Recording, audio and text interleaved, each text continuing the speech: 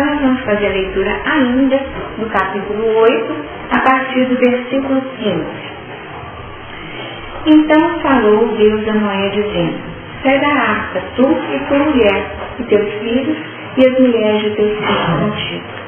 Todo animal que está contigo, de toda a carne, de ave e de gado, e de todo o réptil que se roja sobre a terra, traze fora contigo. E povoe abundantemente a terra, e frutifique, e se multipliquem sobre a terra. Então saiu Noé e seus filhos, e sua mulher, e as mulheres de seus filhos com ele. Todo o animal, todo o réptil, e toda a ave, e tudo que se move sobre a terra, conforme as suas famílias, saiu fora da arca. E edificou Noé um altar ao Senhor, e tomou de todo o animal limpo, e de toda a ave limpa, e ofereceu holocausto sobre o altar. E o Senhor cheirou o suave cheiro, e disse o Senhor em seu coração: não tornarei mais a amaldiçoar a terra por causa do homem, porque a imaginação do coração do homem é má desde a sua meninice. Nem tornarei mais a ferir todo vivente como fiz, enquanto a terra durar, sementeira e cega, e frio e calor, e verão e inverno, e dia e noite não cessarão. Vocês querem ficar no escuro? Melhor mais raro, né? Não dá sono, né, gente? Então vamos lá. O primeiro elemento que chama a atenção é o diálogo entre Deus e Noé. Primeiro, uma ordem. Deus dá uma ordem a Noé: sai, imperativo, sai da arca, tu e tua mulher e teus filhos e as mulheres de teus filhos contigo. Esse imperativo, nós identificamos que existe uma aliança na vida que promove o tempo de cada experiência. O tempo aqui é um tempo muito preciso, que envolve aquela linha ou aquela seção entre o velho e o novo.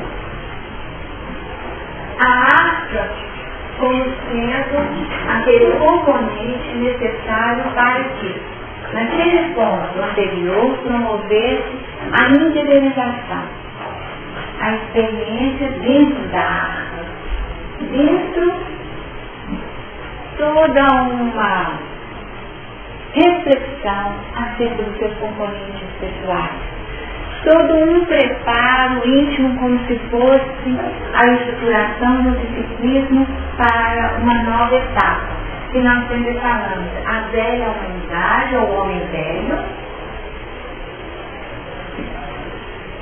para uma nova realidade, ou essa nova criatura, que é a expressão da nova humanidade, esse novo homem. O novo homem que fora da arca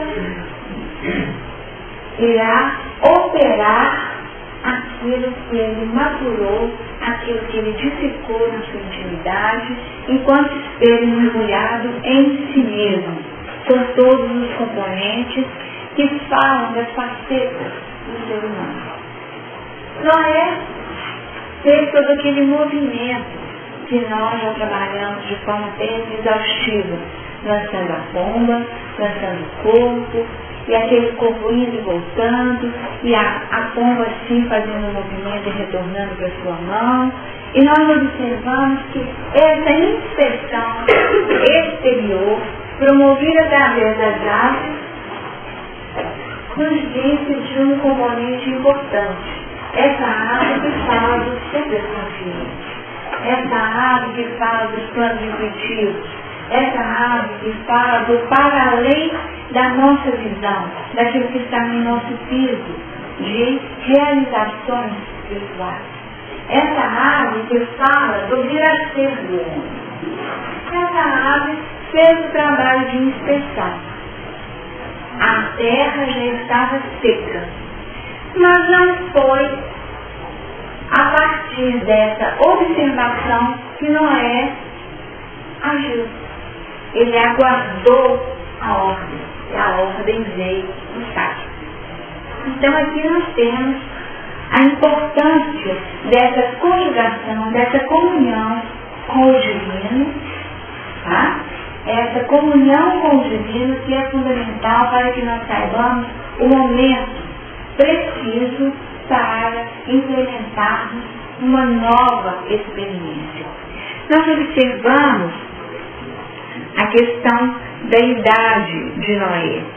Noé, quando entrou na arca, ele tinha 600 anos. No versículo 13, que foi trabalhado também de forma intensa, nós observamos um momento no qual Noé já poderia sair da arca como o ano 601. Aqui nós teríamos o momento do possível aprisionamento do ser, da linha veterinária. A possibilidade de verificar dentro daquilo que era o velho, da fixação de componentes. Mas agora, no ano 601, dentro daquela proposta, do 601, nós já temos o fechamento do ciclo. O ciclo se fecha. E aí sim, vem a ordem de cima. Essa ordem do Pai que define estágio.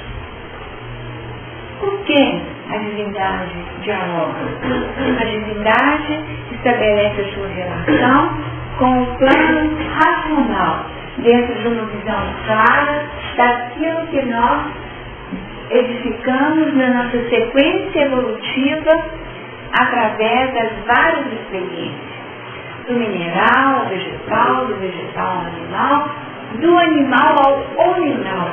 Quando conquistamos essa razão, saímos já de um plano que envolve o mental completo, que foi a edificação da raça a partir de uma definição clara daquilo que era necessário estruturar enquanto construção, uma construção mental dessa arca para uma nova etapa, fora o homem novo poder trabalhar uma nova estrutura, já o mental abstrato. Sem dúvida, todos esses componentes que já foram trabalhados, eles precisam ser resgatados para que nós possamos identificar o que representou esse sai. Nós não definimos o momento. A definição clara vem a partir dessa guiança do nosso Deus interno, do Deus imanente. E foi dito a parte racional ao homem, a Noé, definindo que, embora o comando fosse dirigido a ele, todos os seus componentes deveriam sair junto dele, porque nós não abrimos mão do nosso passado. Nós não abrimos mão de todas as experiências vivenciadas. Elas compõem a nossa estrutura. E é por isso que vem toda a condição. Tu e tua mulher, e teus filhos, e as mulheres de teus filhos, todo animal que está contigo. Todo animal que está contigo. Então tudo que está contigo. Nós estamos falando desse passado. E quais são esses animais? De toda a carne, de ave, de gado e de réptil, que se rogem sobre a terra, trago contigo. Então vejam bem, ave, gado e réptil. Ave, gado e réptil. Nós já também trabalhamos alguns aspectos. A ave já foi sinalizada hoje como aquela expressão simbólica que retrataria o superconsciente. O gado, aquele elemento que trabalha a terra, arando a terra, aquele que é alimento para a sustentação da vida na Terra, trabalharia o plano consciente, a nossa operação presente. Enquanto o resto, retratando até a questão da própria serpente, os elementos de passado que falam do nosso futuro, do nosso passado milenar. Então aqui nós temos toda a estrutura do homem, construída ao longo do tempo, sendo convidada a viver numa nova paisagem. E nessa nova paisagem existe um comando também. E povoem abundantemente a terra, e frutifiquem, e se multipliquem sobre a terra. Então vejam bem, povoem abundantemente, frutifiquem e se multipliquem sobre a terra. Então aqui nós temos esses três elementos. E a palavra que chama muita atenção é o abundantemente a terra. Não existe um limite de um fruto, de uma geração. Não. A questão é dentro da abundância. Porque muitos desses componentes serão necessários para a manutenção dessa vida. Porque muitas vezes nós queremos ser só aves. Como que nós vamos ser só aves numa vida contemplativa, no plano físico? Isso não é possível. Como nós teremos apenas um plano operacional sem essa conexão com o alto que sustenta e alimenta as nossas estruturas mais sutis? Não há como. E da mesma forma, se o mundo é um mundo que exige de nós uma série de posturas, como abrir mão do réptil que assegura a sobrevivência na Terra. Então aqui nós estamos falando de componentes mais primitivos dentro do automatismo. Muitas vezes nós queremos viver a vida de uma forma muito ideal, achando que o ideal seria aniquilar esses componentes. E aqui, mais uma vez, nós teríamos de resgatar aquela lenda da serpente proposta no livro Os Mensageiros, definindo a importância de nós nos assegurarmos através dos planos de defesa. Então, a defesa faz parte da vida na Terra.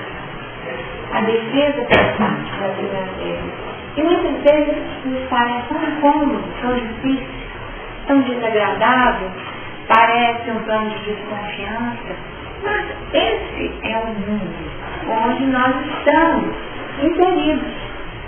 Então tem que trancar a casa? Tem que trancar a casa. Não for grande? Fazer o quê? Tem que ter cerca elétrica? O contexto atual pede. São elementos que falam de uma condição totalmente insegura frente às possíveis investidas que esse mundo oferece. Mas ainda faz parte desse contexto, especialmente nesse momento de transição. Por quê? Nesse momento de transição, nós que tínhamos notícias daquilo que acontecia no plano espiritual, no livro dos Mensageiros, não tem todas essas sequências de defesas construídas, tá? No plano espiritual. Então, o que acontecia? O umbral, que era onde, né, o confronto das forças acontecia de forma mais direta, precisava de resguardar. Porque como você vai trabalhar em paz se não tiver resguardar? Então, para trabalhar em paz, para poder assistir determinados espíritos, é necessário. Então, tem linha magnética, campo magnético, tem elementos que mandam dados e componentes que promovem sensações semelhantes à morte física, para que os espíritos sejam neutralizados, não pode falar neutralizados, né? Neutralizados em suas ações negativas e de agressividade em relação ao corpo. Então, isso foi apresentado na obra de André Luiz como sendo uma realidade do umbral. E o que nós estamos observando hoje? O umbral Para o plano físico, não é? O umbral vai para o plano físico. Isso então chama atenção, isso é contrário à lei da evolução, isso representa retrocesso, isso representa queda. Qual seria a questão envolvida nessa situação? O que nós aprendemos é que em todo movimento de transição, que é realmente esse movimento da saída da raça, existe uma chance para todos os elementos, vejam bem, todos sairão para fora. Todos sairão. Se todos estão convocados, ou convidados, até convocados no sai, né? Não é nem convite, não é nem imperativo, mas estão convocados no sai. Então nós temos, nesse momento atual, uma convocação geral ao reencarne, como última chance para muitos que estão recalcitrando e encontrando dificuldades.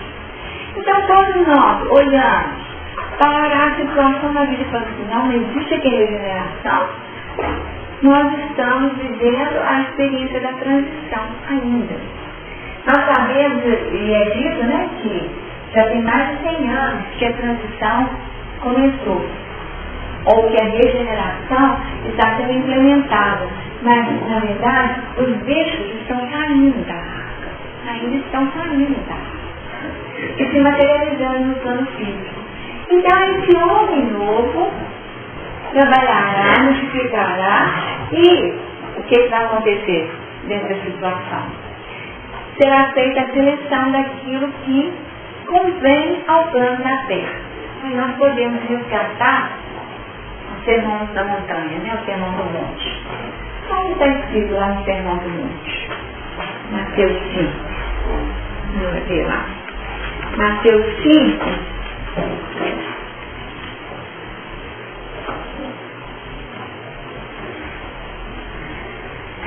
E abrindo a sua boca os ensinava dizendo: bem-aventurados os pobres de espírito, porque deles é o reino dos céus.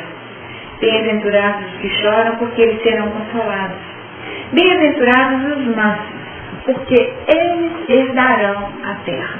Então, nesse ponto aqui, que nós queremos um realce especial. Nós pensamos espíritos para o homem novo nessa nova terra. Nessa nova terra, a característica da herança ou dos felizes são aqueles que estão mansos.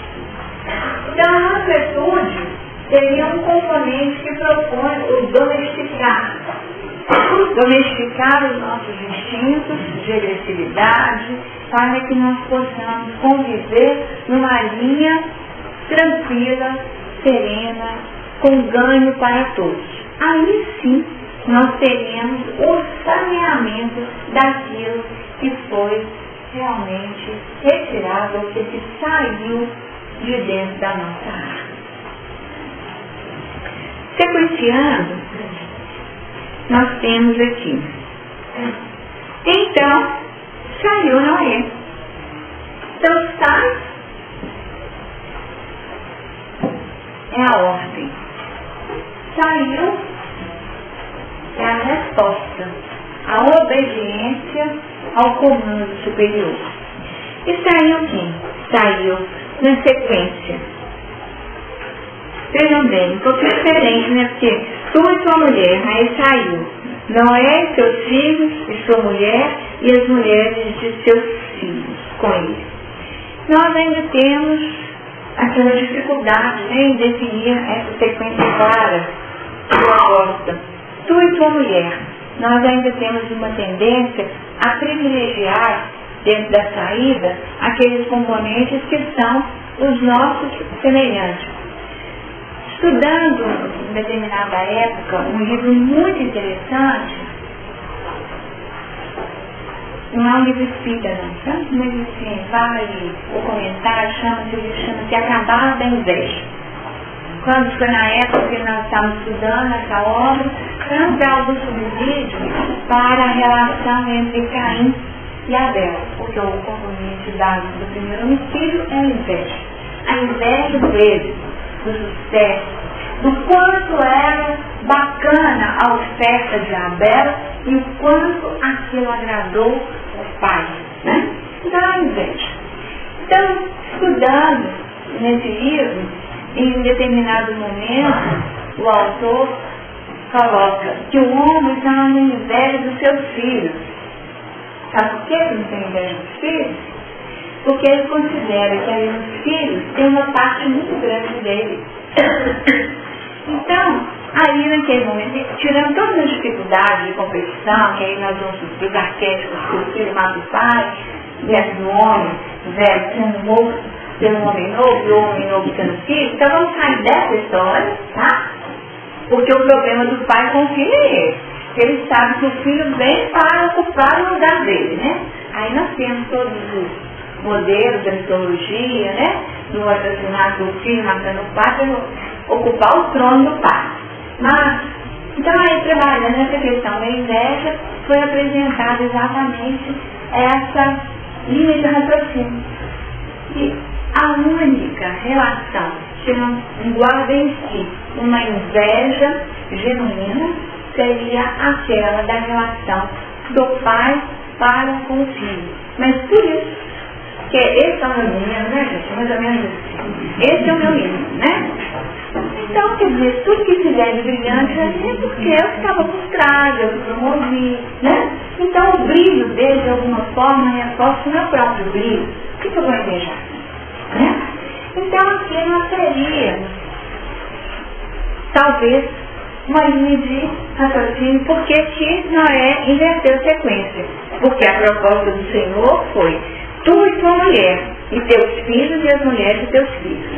E aí o que ele fez? Ele pegou os parentes, né? Pegou ele próprio e os filhos. E depois sua mulher e as mulheres de seus filhos. Já definindo uma mudança na ordem, que é bem própria da condição do ser humano, definindo o masculino e o feminino, razão e sentimento. Então a razão sempre em primeiro lugar, quando a proposta da saída era que fosse em conjunto, e numa linha de intimidade e proximidade tal que tu e tua mulher. Então é razão e sentimento que tem que ser juntos. E o produto, teus filhos e as mulheres de teus filhos. Então tudo que for novo, mas essa linha de conjugação, porque a construção dessa casa mental propunha essa condição necessária. Gente, é uma ideia, tá? É uma ideia para que nós possamos refletir sobre ela. Porque, no mínimo, essa mudança na sequência sugere alguma condição. E vejam bem, também houve uma mudança na sequência. Todo animal, todo réptil e toda ave, e tudo que se move sobre a terra. A proposta também não era nessa sequência não, né? De toda a carne, de aves, de gado, de réptil, tá? Então, a proposta do Senhor era ave, gado e réptil. Como que saiu? Réptil, ave e tudo que se move sobre a terra, conforme, primeiro todo animal. Aí a gente entende que todo animal deve ser o gado, né? Depois o réptil e toda a ave. Como nós somos no operacional, mandou o fim, depois o réptil e por último a ave.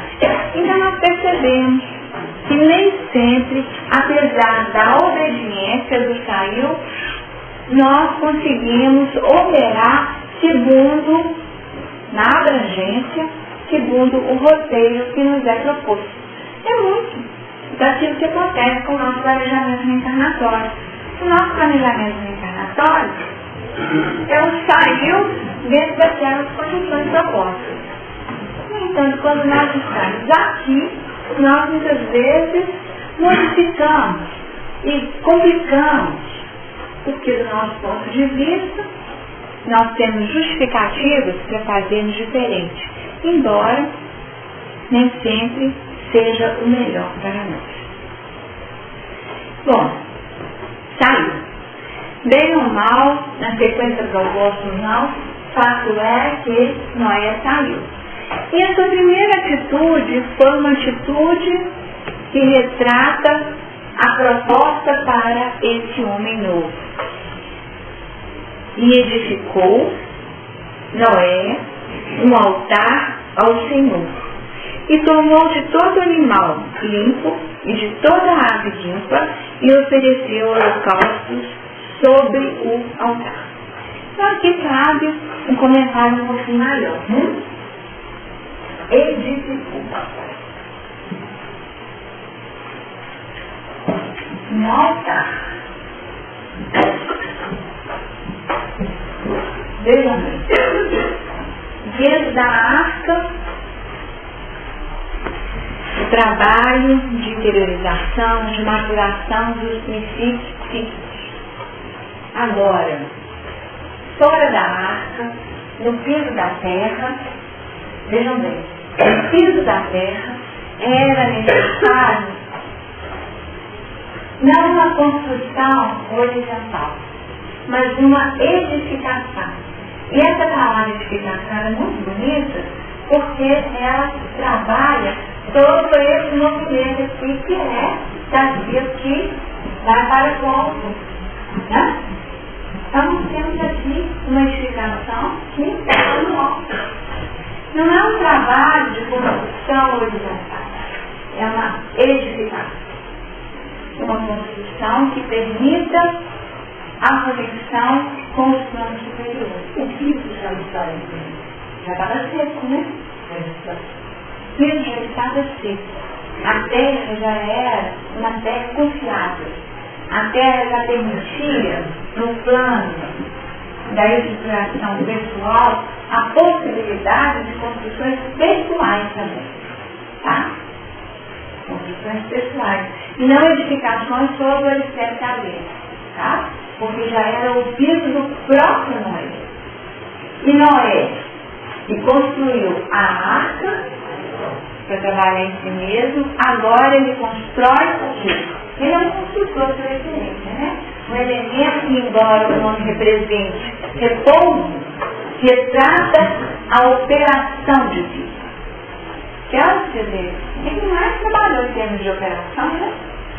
Dentro desse personagem que está apresentado para nós, construiu a arca, manteve a arca, ficou fazendo um movimento de inspeção para ver quando é que podia, ele descobriu a arca, todo o trabalho dele.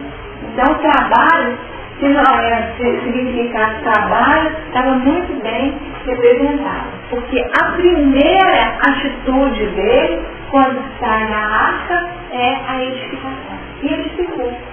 E edificou um altar. Não vejam bem. Aqui surge um movimento importantíssimo. Não é uma construção a ser feita enquanto nesse piso novo dessa terra. Ele não teve a menor dúvida. Ele teve a certeza que era a hora de fazer uma adoração a Deus. Tá? Era a hora da adoração. Era a hora da comunhão com o alto. Era a hora da conexão que permitisse, de alguma forma, manifestar a divindade que existia ainda um passo importante diante daquela nova realidade que precisaria ser cumprido. E como é que ele realiza esse pacto? E tomou de todo o animal limpo e de toda a ave limpa e ofereceu holocaustos sobre o altar. Holocaustos. Então vejam bem, o animal limpo, né?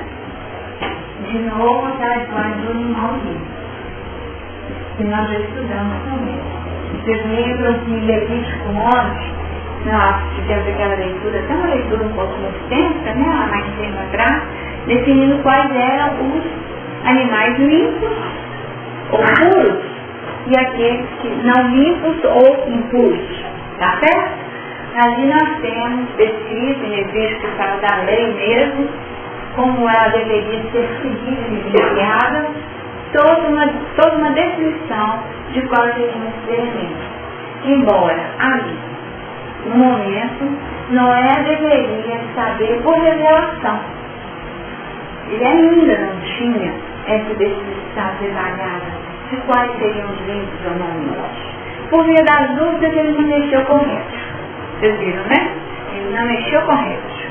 Ele pegou dos animais, tá? Do gado e de arte.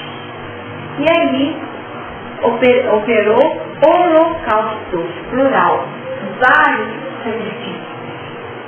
Porque na Terra não há como vivenciar as nossas experiências de conquista sem oferecermos sacrifício. As situações exigem sacrifício. A questão da própria renúncia de muito daquilo que nós gostaríamos. Ele vai oferecer animal limpo em sacrifício. E vejam bem, aquilo que foi feito teve um cheiro suave, tá? Suave cheiro. E o Senhor cheirou e disse o Senhor em seu coração: não tornarei mais a amaldiçoar a terra por causa do homem, porque a imaginação do coração do homem é má desde a sua meninice, nem tornarei mais a ferir todo o vivente como fiz. O que significa essa resposta interna que aconteceu na intimidade de Deus? E aqui nós precisamos entender, né? Se foram colocadas sensações, vejam bem, o olfato, um diálogo interno na intimidade do próprio Senhor, tá? E uma definição de postura nova do próprio Senhor. Quando nós estudamos atributos da divindade, esses atributos se aplicariam à divindade como nós entendemos pela doutrina espírita, gente? Cheirou, falou em seu coração.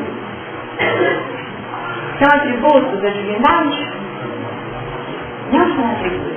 Deus é imutável, né? Soberanamente justo e bom. Então, se Deus é esse que está conversando com Noé, se Deus é esse que recebe o sacrifício de Noé e modifica a sua postura, tá? Então é uma pergunta: se Deus é esse, tá? Que faceta de Deus é essa? Então aqui caberia um estudo sobre Deus. Está de acordo? Certo? Então vamos por aí. Mas esse texto, o ar aí, se puder mais, porque em Números 29, 7 e 2, olha só. Números 29 e 2, versículo 2. Então por holocausto, em cheio suave, oferecereis um bezerro, um carneiro e 7 cordeiros de um ano, sem mancha, né? Em cheio suave, também em cheio suave. Também em holocausto. Perfeito. Então vamos trabalhar aqui a questão dos aspectos. E aí a gente chega na questão da sensação, tá? Na sensação. Você acha que Deus cheira? Deus cheira? Não. Deus não cheira, né? Então é dentro dessa questão. O olfato não é um atributo da divindade, nesse sentido, né? Então nós teríamos que fazer um trabalho de estudo dessa divindade a partir... Se quiser ligar aqui para mim, tá quente? Tá bom? Então, Deus, tá? Que não envolve esses atributos que são da condição antropomórfica, tá? Então, Deus transcendente. Deus que transcende. Tá? É o Deus Pai e amor, né? Inteligência suprema, causa primária de todas as coisas, tá certo? Então, esse Deus transcendente seria esse que nós sabemos que não tem forma, tá? Que não está delimitado, que trabalha a essencialidade da própria vida, né? Então, de onde viemos e para onde retornaremos, certo? Esse é o Deus transcendente. No entanto, esses aspectos dos próprios holocaustos e o fruto do holocausto, então a questão do cheiro. Não é qualquer holocausto que vai ser bem aceito, a gente tem que cheirar bem. Então, cheiro suave, né? Cheiro suave?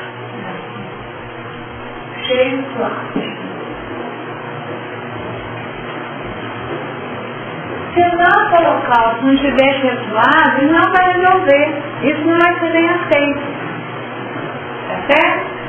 Mas não vai ser bem aceito por quem? Pelo Deus imanente. Deus imanente, que é Deus em nós. A centelha divina em nós. O nosso eu superior que define a condição. Porque então imaginemos uma situação. Nós acreditávamos que o sacrifício agradava a Deus, certo?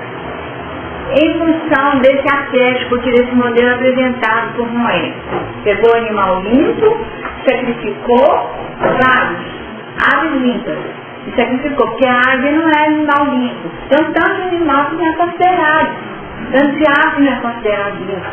Então, não é que a ave que só inspeciona a coisa superior, não. Tem algumas aves que também não representam. São planos intuitivos, aquele periscópio consegue visualizar, mas que está muito mais para réptil do que propriamente para ave pura mesmo. Então, aqui nós teríamos os elementos que são ofertados. Nós acreditávamos que o sacrifício poderia demover a divindade dos seus atos ou das suas deliberações punitivas de grande monta. Por exemplo, um dilúvio. Um dilúvio não é uma deliberação pesada? Tá certo? Todo tipo de prejuízo. Então a proposta de Noé é tipo assim, olha, vamos fazer um pacto novo, vamos mudar essa situação, vamos ver se a gente consegue construir esse homem novo mediante uma relação mais suave. Você quer aceitar esse sacrifício? Mais ou menos essa história. Quer aceitar esse sacrifício? E essa proposta de doação e sacrifício dos animais, que são estruturas íntimas do próprio Noé, foi até que cheirou bem, para ser suave. Agora, quando nós estabelecemos violências tão profundas à nossa natureza, querendo promover um entrar num plano de graça com a divindade, isso pode ser barganha, mas não é holocausto que cheira bem. Entenderam o que eu quero dizer? Então é uma barganha que não cheira bem.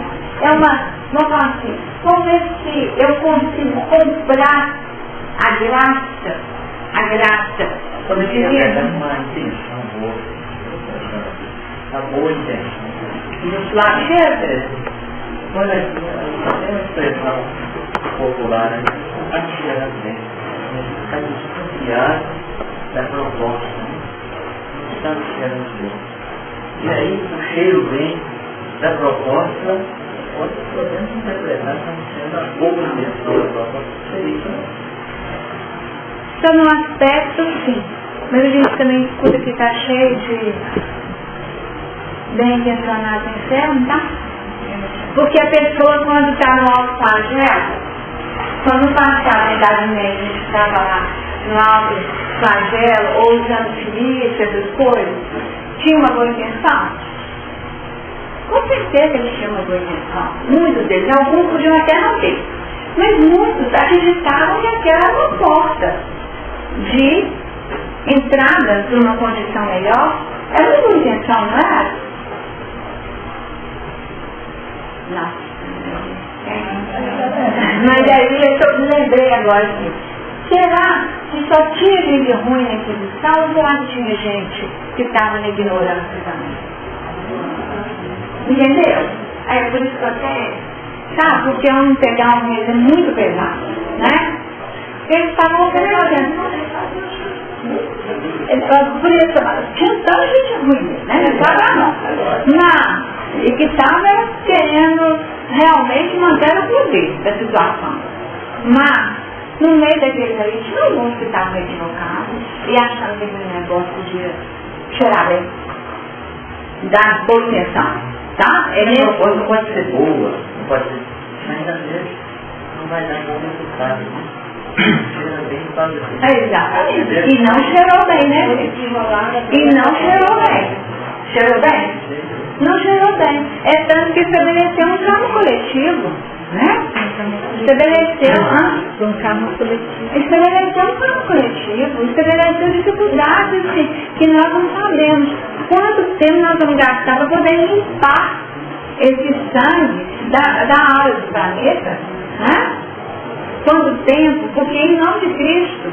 Então nós sabemos, as pessoas que estudam, eles falam das dificuldades do coletivo, que se repetem de ano em ano, eles falam assim, não, as pessoas que trabalham até contra as ciências, aí trabalhando até na astrologia mesmo, que até 2008 nós vivemos uma época de grande fanatismo religioso, tá? Grande fanatismo religioso. Que não tinha acontecido? Mas mesmo isso aconteceu. Ainda observamos resíduos desse fanatismo religioso. E o que é o fanatismo religioso? Não são os holocaustos que cheiram mal? Os holocaustos que cheiram mal. Né? Então, quer dizer, o que poderia então lançar? Boa intenção, eu acho que pode ser, mas não necessariamente assegura que, né? Pode ser, mas não necessariamente assegura que o cheiro será bom. Tá? Então, o que seria um componente definidor de um sacrifício com cheiro suave? É a nossa pergunta, então. É uma pergunta e uma resposta que hoje, nós podemos construir uma resposta juntos aqui. Tá? Mês que vem, nós construiremos uma outra resposta, porque isso depende do nosso olhar, da nossa percepção. Antes a gente achava que boa intenção era bastante. Nós temos direito de alegar ignorância perante a lei? Isso vai? Mesmo sabendo, mas vai? Não vai. Nós não temos direito de falar assim, eu não sabia.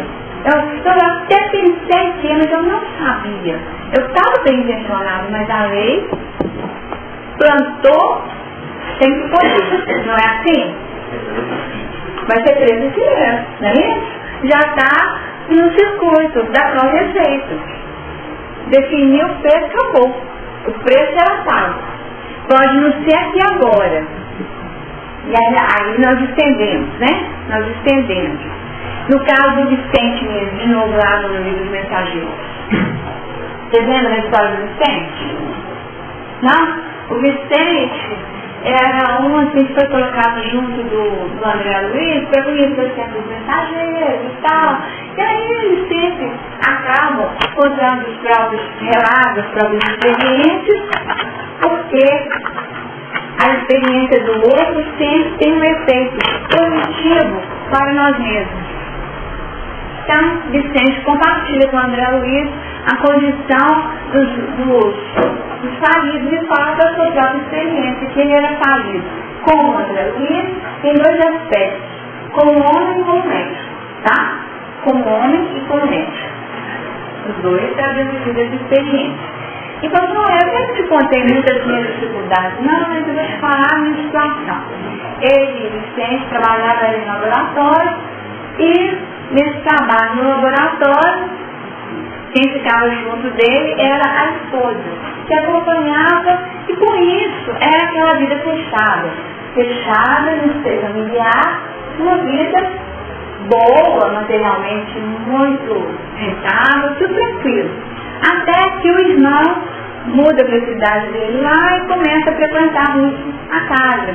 E à medida que o irmão começa a frequentar muito a casa, a situação da esposa começa a ficar diferente. Ela que trabalhava com ele começa a não querer mais trabalhar, caso ele contratar um auxiliar, e começa a querer outro tipo de vida, E a situação vai. Até que num determinado momento, ele ainda novo, o que acontece? Acho que foi em 10 anos de casar com ele, uma coisa assim. E aí, com esse tempo, que quando começou a acontecer essa mudança na estrutura familiar, aí ele é acometido por uma lesão, e essa lesão acaba tendo um desfecho muito grave, ele tem uma septomia e desencarna. E aí o que acontece? Depois que ele desencarna, ele veio saber que a ex-mulher havia se casado com o irmão, né? Que estava lá tocando a família, mas aí veio saber mais. Que na verdade não comportava, olha só, não comportava no momento eles se separaram e ter um escândalo total. Ela separar para poder assumir o relacionamento com o cunhado. Então, qual a solução que eles tiveram? Chamaram os dois, retiraram do contexto, para ficar tudo bonito, socialmente falando. Tudo cheirando bem, né? Tudo cheirando bem para a sociedade. Aí, na aparência, no social. Tudo bonito, tá? Então, aí, André falou assim, mas o que é feito deles lá? Para o mundo está tudo certo. Para o mundo eles estão vivendo num cheio tranquilo. Porque aí eles se casaram, o irmão, né? O irmão continua cuidando da família e tal, e tudo tocando. Só que, na verdade, eles tinham um crime, e aí, sob a inspiração do irmão, ela inoculou uma cultura lá violenta de um gênio muito, vamos lá, violento mesmo, né? Que ele teve uma septicemia, mas tipo assim, galopante, a coisa foi muito rápida. E inoculou essa colônia numa feridinha que ele fez lá e um abraço mesmo, plano espiritual. Só que aí fica a situação. Não chegou bem. E ficou definido. Não sabia que a vida continuava. Foi para evitar um escândalo maior, tá? Justificado. Outras pessoas não foram envolvidas. Porque no contexto, quem que ficou prejudicado, socialmente falando? Quem que foi sacrificado e oferecido em holocausto? O Vicente foi o holocausto. Vocês concordam comigo? Vicente foi o holocausto. Ele foi voltado na obra, sacrificado. Mas esse sacrifício não foi um sacrifício bacana, né? Porque para aqueles que implementaram o sacrifício, é isso que eu quero dizer, tá? Para aqueles que implementaram o sacrifício. Então nós temos que ver que tipo de sacrifício tem um cheiro melhor. Imaginemos que fosse um escândalo social, né? Um escândalo social. Cunhada apaixona pelo cunhado e fogem para a Europa. E aí? O escândalo. Mas, em termos, então tem um escândalo social, mas em termos de holocausto, não tem um holocausto com um cheiro ruim em termos de karma futuro. Porque existem muitas formas de matar pessoas, não existem muitas formas de matar? Nessa própria obra, nós encontramos comentários falando que Jesus curava o corpo e dava fé às almas. Olha só. E nós, muitas vezes, o que nós fazemos? Além de adoecermos o corpo do outro, a gente ainda mata a fé do outro. Né? A fé na vida, a fé em si mesmo, a fé, a crença, né, nos seus próprios valores. E nós fazemos isso. São sacrifícios que também não chegam bem. Né? Então nós temos uma série. Então o que deveria ser? A princípio uma boa intenção. Mas o que seria um animal limpo? Tá? Animal limpo.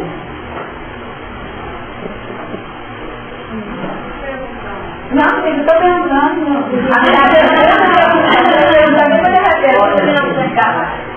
Tá? O que seria um animal não limpo? aliás, um animal limpo para ser oferecido para uma vez de bom. Só tem que lá mesmo. Animais considerados animais que não eram considerados animais que tinham a capa ofendida, né? Ofendida? Não, eram considerados animais vivos. Não, gente, ó, vocês podem ver lá, Levítico 11, é coisa que não é brinquedo, tá? Quer ver? Levítico 11. Fala tudinho. Mas não é isso que nós estamos perguntando. Nós estamos querendo saber que tipo de animal na nossa intimidade, que poderia ser um animal limpo, que seria oferecido e para promover esse sexual. Então começamos a pensar, talvez, em parte, uma boa intenção, pode, né? Não sacrificar-se a fé. Então ainda vamos tomar uma decisão nesse caso, eu tenho lugar. Quando eu pensar que a gente precisa conseguir caminhar um pouquinho. Em favor, Deus. Exatamente. Guloso, orgulhoso, egoísta, em favor de alguém, ou de mais pessoas, a gente está talvez deixando nossas vidas em sacrifício, em favor dos outros, para ter esse cheiro bom.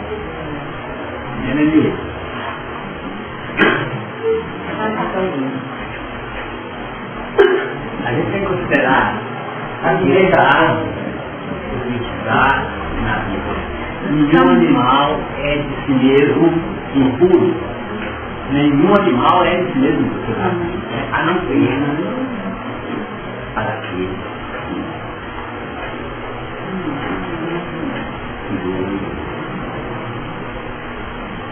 então isso precisa ser considerado. O animal, o que é o animal ou não. A partir daí. O animal impuro não vai ficar. Concorda com isso? Porque nem a boa intenção, em parte. Por quê? Porque em parte, gente, vamos colocar aqui o raciocínio da Fernanda. Ainda fala o seguinte, que nenhum animal é em si impuro. Mas, não é isso, Fernanda? Em si impuro, a não ser para aquele que assim o considere. Tá certo? Então é uma coerência. Aí ele está fazendo uma referência ao pecado contra o Espírito Santo. Mas aí nós caímos na questão da ignorância que eu trouxe aqui. Tá? Não prepara, né? Da ignorância. Então quer dizer, eu não sabia que não podia comer cobra picadinha. Tá? Tirar gosto. E achava até gostoso. Ainda tem mais essa. Para mim não era impuro. Então nisso, em determinado momento, aqueles que colocaram o Vicente no holocausto, eles poderiam alegar isso, porque eles pesaram todas as circunstâncias. Em termos do sacrifício pessoal, eles já eram 2, Vicente era 1. Na balança, 2 contra 1, não saía em prejuízo em favor de 2, já estava bom, não estava não. E nesse sentido. Então, para eles era um ato até que pudesse ser justificado. Quer dizer, o sacrifício dele em favor do nosso sacrifício está muito justificado. Ainda podia colocar mais ainda. Então vamos colocar, não, ainda tem um filho, né? Ainda tem os filhos, ainda tem a sociedade. E aí uma série de elementos que transformariam o não puro em puro para aquele que acredita. Só que não é muito assim. Não, mas aí nós não estamos falando nem disso. Nós não estamos nem falando mais do ato em si. Mas nós estamos falando do ato a partir de que olhar. Tá? E quem ia para a cruzada, então vamos colocar assim, quem ia para a cruzada, achava que estava fazendo o quê? Então quando nós falamos 2008 aí do fanatismo, quem ia para a cruzada, eles acreditavam que guerra, quem vai para a guerra? Muitas pessoas vão para a guerra não porque tem aquele prazer mórbido de matar o outro, não. Porque está ali em outra causa. Tá? Ou até em nome de uma obediência. São atenuantes, por isso que eu coloco em parte. Mas o despertar da consciência lá para frente, o cheiro pode não ficar tão bom assim, tão suave assim, é isso que quer dizer. Tá? Então, quando nós estamos aqui nessa reflexão, o que seria hoje para nós um animal limpo que pudesse ser oferecido em sacrifício para promover esse cheiro suave, porque nosso sacrifício tem que ser suave para nós. E o olfato desse Deus imanente aqui, ele deve mudar. Vocês acham o cheiro de churrasco delicioso? Você acha delícia? Também acho que quando está temperadinho, cheirinho assim, dá longe, né? Mas obrigado. Então, é um cheiro suave, não é? Agora, para quem é vegetariano? É um horror. Então, essa suavidade do cheiro também é relativa, desde a condição desse nosso Deus imanente. É isso que queremos sinalizar, desde a relatividade, porque aqui nós estamos falando de um Deus relativo. De um Deus relativo, tá? De um Deus super relativo à nossa condição. E de um Deus que estabelece padrões de condução ou de cobrança extremamente difíceis. Que manda de luto mesmo, manda para a cadeia mesmo, tá? Vai ficar preso, vai ficar sem condições, vai ficar doente mesmo, vai ficar em privação, vai viver pouco, 120 anos, 120 dias lá, tá? Vai definir uma série de respostas ao comportamento. E por que considera o quê? Não perde de vista o quê? Aqui. Por causa do homem, porque a imaginação do coração do homem é má desde sua meninice. Não falou da origem, né, gente? Meninice. Interessante isso, não é? Vocês observaram isso? Então não é de origem, que é a condição da imaginação do coração do homem. Imaginação do coração do homem. Qual é a questão?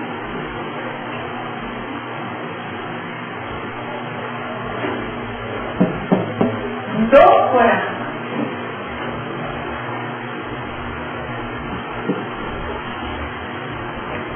É marca. Desde o início.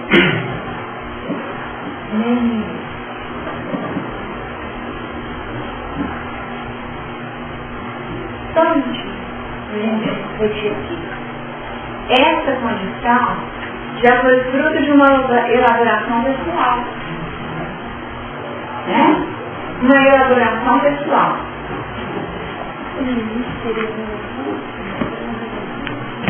Nossa, quantas crianças que eles trabalham com psicologia do desenvolvimento infantil, quanta imaginação começa a realmente aflorar?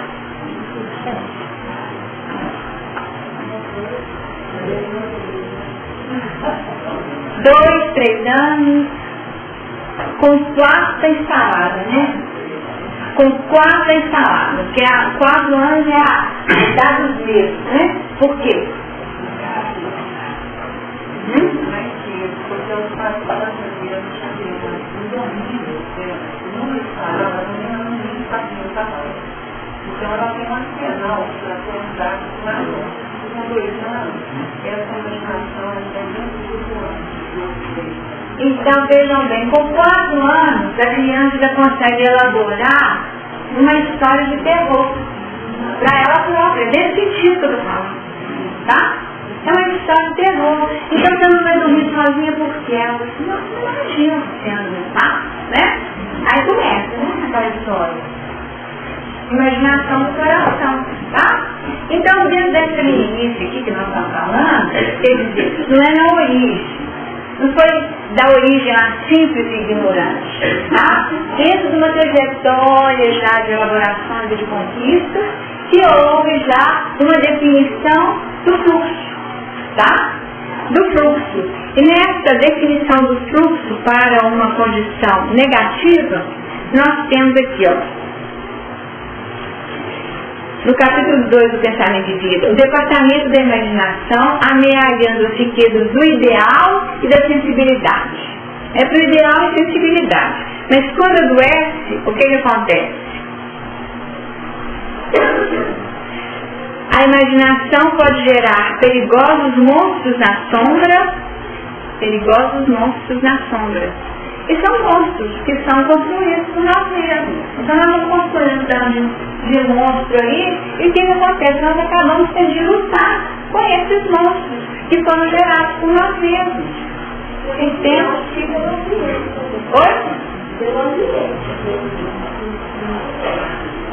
Que na verdade retrata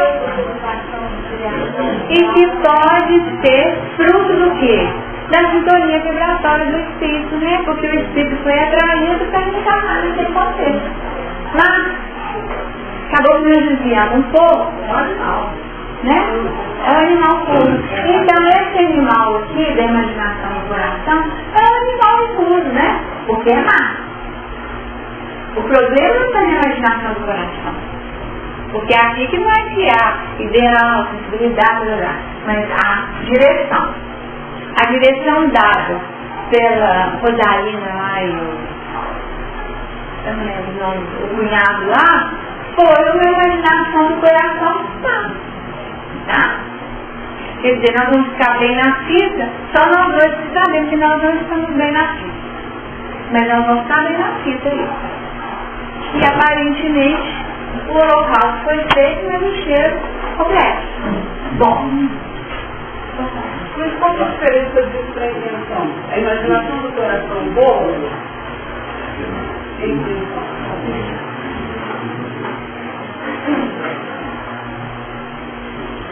Você tem alguma ideia? Qual é a diferença? Você tem outra intenção? Você quer responder? Eu acho que esse coração, a imaginação do coração inteira no início, a minha vida, nós sabemos, tanto nós fomos criados de forma. Simples e ignorante. Ignorante. Simples e ignorante. A maldade está no início do espírito, mas é claro. Mas já, não, com certeza. Mas eu só para o tempo, para o olho, para contextualizar. Então, vamos colocar entre o zero, que seria a idade. Qual é a proposta de colocar na meninice física da infância? Então, imaginemos que a idade zero aqui foi a idade da criação. Imaginemos, tá? Como paralelo, que a ideia é o paralelo. Então, a idade inicial do sair de Deus seria o ponto zero da criação, tá bom? Tá bom? Então, o ponto zero da criação simples e ignorante, nós temos um período que retrata, no mínimo, mais de meio ciclo, né? Que nós estamos falando de 7 ciclos centenários. Então, o primeiro ciclo seria o ponto 7, né? Em termos das experiências repetitivas. Então, já é mais que 3,5. Nós já caminhamos num tempo bom, com 4 anos. Esses 4 anos da infância, que seria, na verdade, um tempo distante, já envolvendo experiências gradativas, onde o indivíduo já definiu para onde que ele quer ir. E aqui, no caso, esse indivíduo definiu que a imaginação desse espírito está nessa condição máxima. Só que, no caso, Noé trabalhou e seguiu no 7, tá? Superou esse 4, Noé superou esse 4. Construiu a arca, fez a maturação interna, fez uma série de escolhas, foi obediente, saiu e, ao sair no 7 que foi apresentado aqui, o que aconteceu com Noé? Ele deu em sacrifício um animal limpo, que é a nossa grande questão hoje. O que nós ofereceríamos ao sair da nossa arca, que foi a pergunta que eu fiz. O que nós faríamos? Espíritos, tá, gente? Não é com 2 anos, estou com 150, 270. Espíritos milenares, com experiências múltiplas, neste e em outros planos. Nós, espíritos, não podemos alegar ignorância, porque a ignorância está lá atrás. o espaço para poder alegar, eu não sabia, ignorância, ficou lá atrás, não tem mais espaço para alegar, tá? Não tem mais espaço. Então, nós já passamos por essa imaginação que não é bacana, tá? E estamos agora aqui no 7.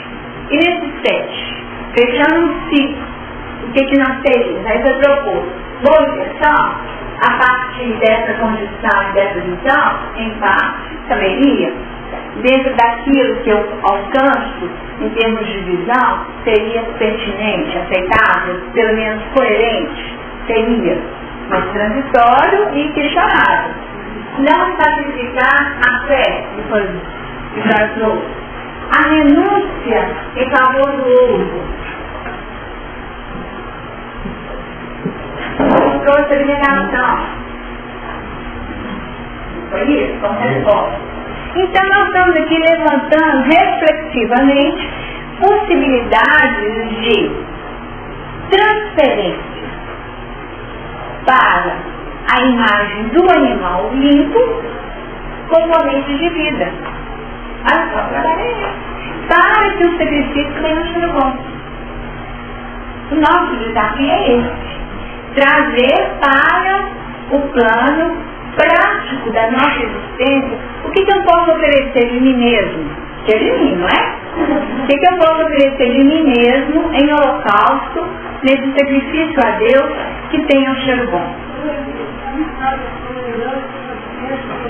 Cabe tudo, gente. Em termos de virtude, aí nós temos que definir que aí nós vamos te oferecer nesse momento que nós estamos, o que pode ser animal limpo são as nossas virtudes. Não há uma diferença entre imaginação e intuição? Sem dúvida. Porque quando você imagina, né? Pode pegar agora o plano, imagina, mas que a intenção seria a vontade acionada e colocada em prática. A intenção, ela está à frente, né? A intenção já é mais operacional, mais efetiva, né? A intenção, ela é diretiva, né? Agora a imaginação pode ficar com si mesmo, né? Mas a intenção também pode ficar só para mim interno também, né? Eu queria, mas não fiz, né? A intenção. A imaginação é quando você bola, né? Quando você imagina algo, né? Que você gostaria de fazer, mas fica só na imaginação porque nós não acionamos a vontade. E é necessário que você acione a sua vontade, nós acionamos a nossa vontade, para que nós possamos remover os obstáculos, como diz o Maria falou. Porque remover os obstáculos físicos, materiais, discernimento, dar o melhor de si. Quando você fala remover obstáculos materiais, físicos e psíquicos, falando apenas palavras sem significado, remover obstáculos materiais, físicos e psíquicos. Mas quando você tenta colocar em prática a remoção dos objetivos materiais, físicos e psíquicos, você vai se defrontar com uma dificuldade, um desafio muito grande de remover obstáculos e ser subcondicionado automaticamente na sua personalidade, é um desafio muito grande que quer oferecer um sacrifício agradável. Sem dúvida. Sem dúvida. E dá o melhor de si. Mas definindo que nem sempre isso vai definir um painel totalmente diferenciado. Porque no versículo seguinte é o que nós encontramos. Enquanto a terra durar, sementeia e cega, frio e calor, e verão e inverno, e dia e noite não se separarão. Então aqui nós temos, embora não venham a surgir no tempo em função de cheiro suave, componentes mais desastrosos, então nós poderíamos dizer o seguinte: não vai ter grandes expiações mais, tá certo? Poderia dizer isso, sair do plano das expiações, tá? No entanto, nós ainda teremos, enquanto a terra durar, provas, porque olha só, vai ter sementeiro e serra, tem que ter trabalho, vai ter que ter dualidade em termos de definição do tempo, frio, calor, verão, inverno, dia e noite, não cessarão. Então a Terra não vai mudar totalmente o seu painel, ela ainda terá essa dinâmica circulante, embora sem grandes tribulações, enquanto a Terra durar. Então, para a Terra, então nós ainda teremos um plano de dualidade. Em se tratando de Terra, a dualidade faz parte. O altar pode modificar o contorno, o painel, mas não tira a essencialidade da proposta do planeta Terra, enquanto dualidade. Tá essa ideia? Então a dualidade aqui. Pode falar. É o seguinte, o dilúvio pode ser a doença, essencialmente são coisas ruins, né? Então, os respostas, né, do mundo são os coletivos. O dilúvio. Pode ser forma de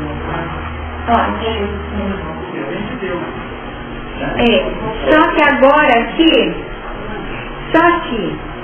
o dilúvio veio como um elemento que foi a expressão, porque ele amaldiçoou essa condição, não foi? O dilúvio não foi por causa disso?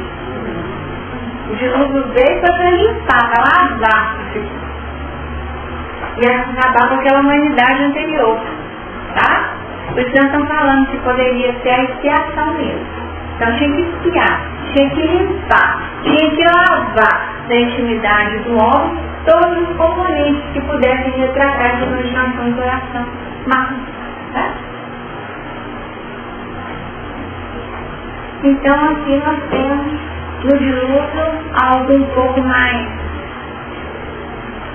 duro, vamos colocar assim, mais pesado, e não simplesmente esse fluxo embutido na dualidade. Hoje, como uma primeira resposta, talvez a gente pudesse, né, se nós concluímos aqui, talvez ficar com a ideia de que um bom sacrifício que gera esse cheiro suave, fosse oferecer o nosso melhor, né? O animal limpo é o nosso melhor. E qual que é o nosso melhor? Que nos é próprio, né? Deus não que eu consegui. Então, se eu ofereço o meu melhor à vida, isso deve ser a vez do meu Deus, né? Do meu Deus. Né? Pro meu Deus. Eu ofereço o meu melhor. Não é o melhor, mas o meu melhor para a vida é o melhor. Então, se o melhor é um cheirinho de churrasco, vai ser o cheirinho de churrasco. Se o meu melhor é ser assim, o cheirinho, o perfume das flores comestíveis, né? Será o melhor. E aí nós vamos modificando, mas definindo que o animal vivo, vamos colocar aqui o meu melhor? Você não tem ideia, né? Não me seria renovar o nome das pessoas também? Com certeza, a gente tem que renovar sempre. Por isso que é o meu melhor. Não é o melhor. Né? A relatividade é no meu. Né? Você tem que melhorar no seu coração. Exatamente. É particular. Particular. Então é muito particular. É íntimo, profundo, né? Então, se o outro fala assim, nossa, mas fulano não faz nada, tem tanto conhecimento, a gente não tem isso no espírito, um padrão de cobrança muito grande. Impressionante, tem 30, 50 anos que frequenta a casa espírita, até hoje não abre contato. Não tem isso? Gente, às vezes que faz esse tipo de comentário, vai saber o que vai na imaginação do coração da pessoa? Não, às vezes nem pode, né? Nós não sabemos. É espiritual, né? A idade espiritual é outra, mas é o melhor dele vir para essa região. Então, em termos de holocausto, então, cada reunião que ele assiste é um holocausto assim, super cheiroso, super suave. Porque o que ele fez? Ele ofereceu no sacrifício ali uma série de outras coisas, né? Que ele elegeu para poder oferecer em termos do que é melhor. O melhor que eu dou conta é isso. Entra muda e sai calada. Pensa, mas não atrapalha, né? E é o melhor. E isso cheira bem. Pode cheirar melhor do que o outro. Está muito. Aí é uma limpa, está bem na faculdade. Mas, exatamente, por isso que é particular, né? Legal. Eu tenho uma sensação da minha família, quando a gente traz culpa. Determinadas relações nossas, começa a casa e não tinham gravado nada, ou seja, passou. E algumas deram cobrança na gente. Então aí você tem a questão desse animal dito, nossa, aquilo que seja mais que para cobrança, por exemplo, a gente uma resposta malvada, uma resposta mais agressiva. Aquilo eu poderia ter feito não. Esse foi o nós nos cobrando, ou trabalhando. Eu poderia ter feito já não é final dessa não inteira, alguma coisa assim. Oi, gente, a questão da culpa, aí a gente esbarra de novo na questão da culpa. A culpa é muito mais complexa do que isso, né, Alice? Porque a culpa, ela tem raízes tão profundas na nossa intimidade, dentro de questões que, por vezes, podem ser até estimuladas pelos meios, como eu trouxe, né?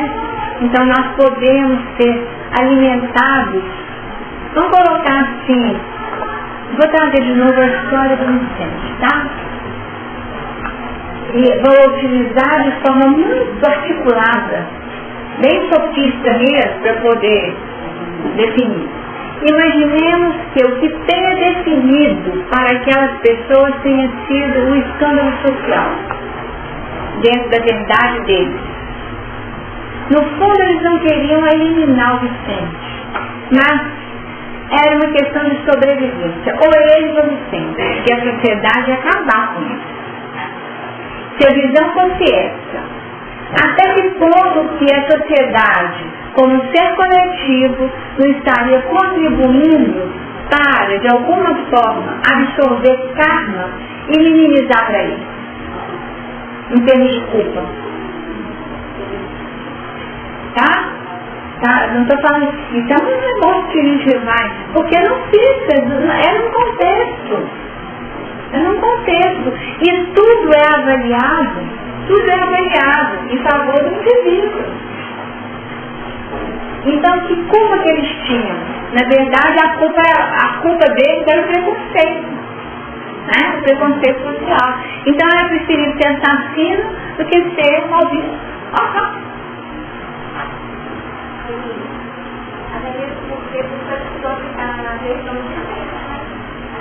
Exatamente, o livro não contou. Eu estou aqui elaborando, né? Você não sabe o que está por detrás. Né? E até que ponto, né, que o vínculo dos três retomava, até que ponto Vicente já não tirou a vida e devolveu, não sabe nada disso. Mas aí, eu estou falando só assim, grosso modo, bem rasteiro, tá? Então, quer dizer, a culpa é uma culpa que é relativa e é de coro íntimo, né? E aí você falar da culpa dos outros, não tem como. Não tem como, porque aí você olha para a pessoa e fala assim, gente, mas será que não sente culpa por isso? Às vezes a gente não fala, né? Será que não se sente culpado? Aí nós vamos aprendendo que aqueles que não são sensibilizados pelos próprios atos negativos, é muito pior você trabalhar com um indiferente, com uma pessoa que está adoecida mentalmente a tal ponto, que nem consegue sentir culpa, né? Tem um extremo, o indiferente que não sente culpa nenhuma. Então vamos colocar o indiferente no extremo, tá? Aqui nós vamos colocar a culpa, vamos chamar positiva, tá? E no extremo, o culpado, o culpado inveterado, sabe? Eternamente culpado. Tá? Culpado paralisado. o culpado, vamos chamar assim, a compulsivo ortodoxo, vamos colocar aí, aquele culpado por essência, tá? Vamos colocar. Tudo que faz tem que culpar, tá? A ideia. Essa culpa aqui não produz nada, não. Essa culpa aqui não faz nada. Em termos evolutivos pode ser. Da mesma forma que o diferente, se não é comigo, também não vale nada. Então existe essa culpa positiva aqui, que fala assim, nossa gente, era isso? Aí você cai a bicha, né? Dentro do meu conhecimento. E aí sim eu posso estabelecer uma projeção diferencial dentro de um contexto renovado. Aí sim, renovação que alguém falou. Alguém falou, né? A renovação pessoal como um componente constante, tá? E muitas vezes é nesse momento aí da culpa positiva é que a minha boa intenção vai valer para mim. Tá certo? A boa intenção vale para mim. Eu é que posso utilizar essa boa intenção a meu favor. Gente, mas eu não imaginava nunca que isso podia dar nisso. Aí o que eu faço? Como eu Deus na mente, eu minimizo para mim, no tribunal da minha consciência. Para a minha consciência, vocês podem falar o que vocês quiserem, né? Mas isso não me pertence. Vocês podem falar o que vocês quiserem, mas isso não é meu. Né? Então, muito está culpando, peraí. Isso que vocês estão falando não é a minha história, a história que eu vivi. Então, a culpa que vocês estão querendo colocar em mim, essa culpa não é minha, não. Eu posso ter até outras culpas nesse contexto. Por falta de visão, por isso, por aquilo, então faz coisas. Mas, e do jeito que vocês estão apresentando, não é o meu, não. Né? Deu, gente, uma ideia?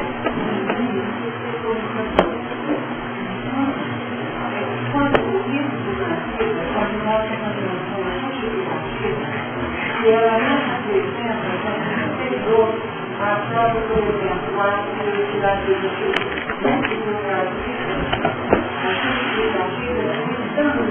social que a gente cria e a segunda é que, na verdade, eles buscam uma solução entre o TVM individual, porque socialmente eles seriam amigos. Então, a gente tem que perceber que, enquanto pessoas, nossos pais, eles vão entrar nessa trama, processo de dentro do próprio indivíduo, da própria consciência. Porque o grande pesadelo é o julgamento social.